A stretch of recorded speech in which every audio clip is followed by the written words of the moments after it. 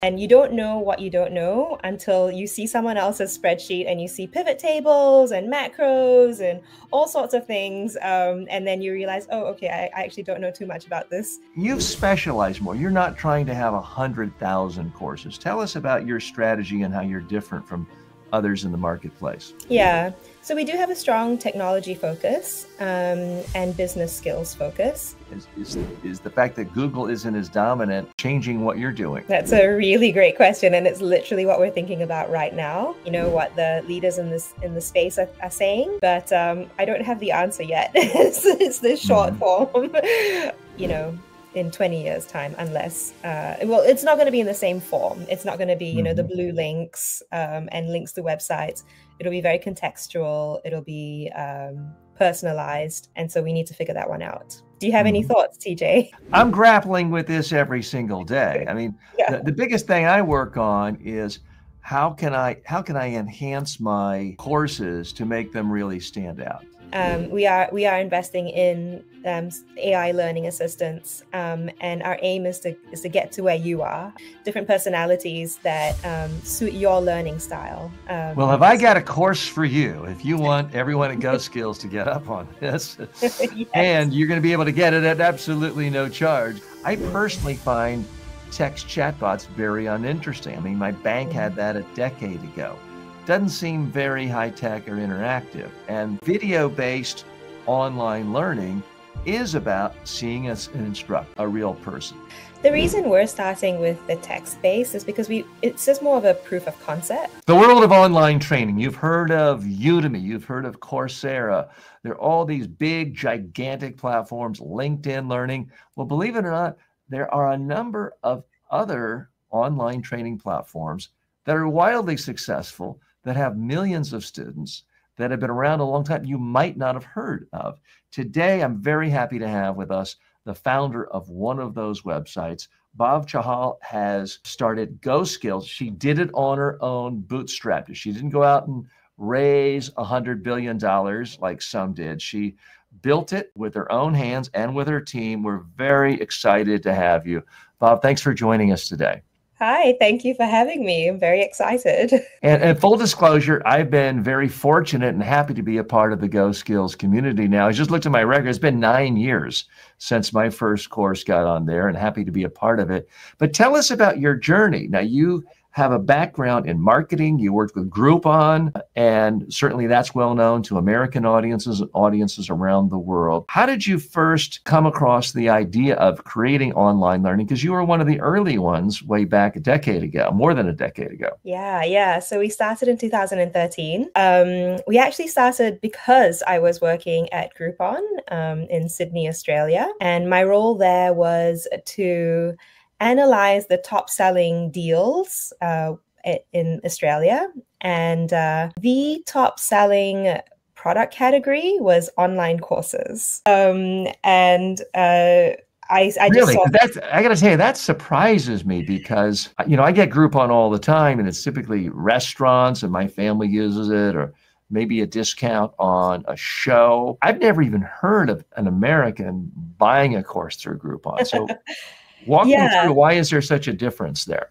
Yeah, so Groupon was separated in different like product categories. So there was local deals, which is the restaurants, the massages, things like that, which was restricted by your geography. And then there was the products, which was anything that could be delivered nationwide. And obviously, if you're sending something nationwide, it's going to be, you know, it'll sell so much more because you're not restricted by that local geography. So I was in the product team, which was that vertical. And within that vertical, online courses, whenever we had a deal, it sold like hotcakes. It was just really, really popular. So yeah, so that was my insight from my time at Groupon. And then you said, I've seen them do it. Why do I want to help them do it? Why not enter the field myself? Was that the aha moment for you? Kind of. So I purchased one of these very popular courses myself.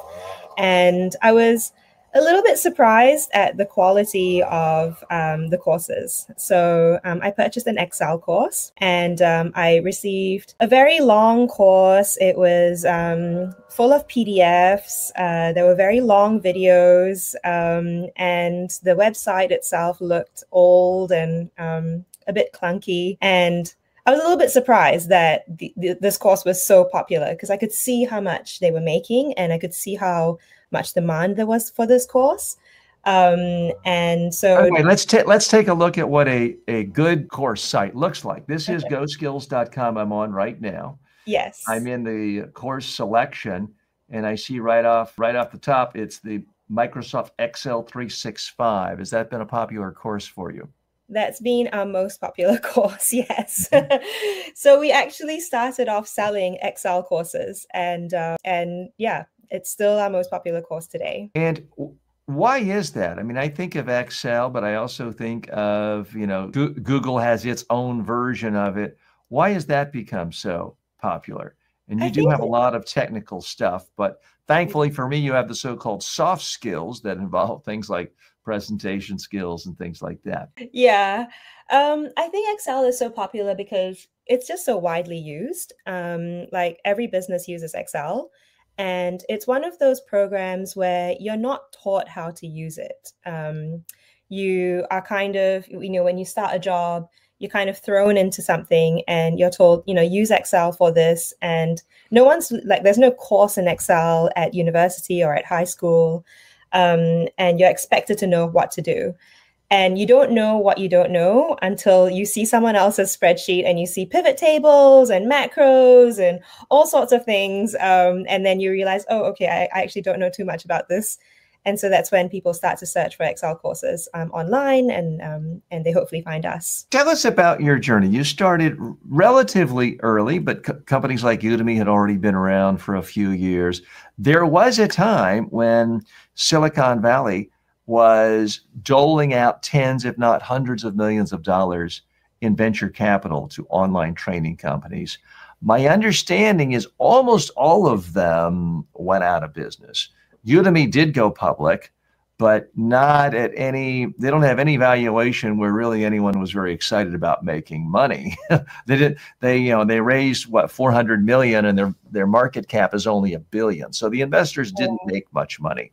In retrospect, are you glad you said no to that so you didn't have to worry about investors' expectations? Yeah, in retrospect, yes.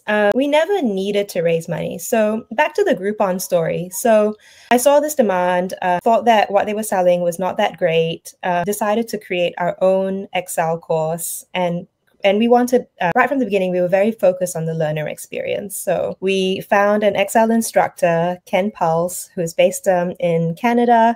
He's a Microsoft MVP. We asked him to create bite-sized courses for us.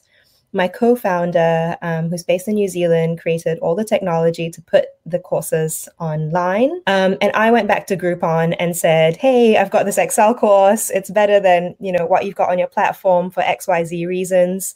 Would you like to try it? They did, and it did very well on the Groupon platform. And then because it did well there, we could sell our Excel courses to Groupons all over the world. And as a small startup, that basically gave us a cash injection into our business, because Groupon takes a cut on sales as opposed to us paying some sort of... But they don't take equity, thankfully for you. No, exactly. No equity. There's no upfront marketing fee.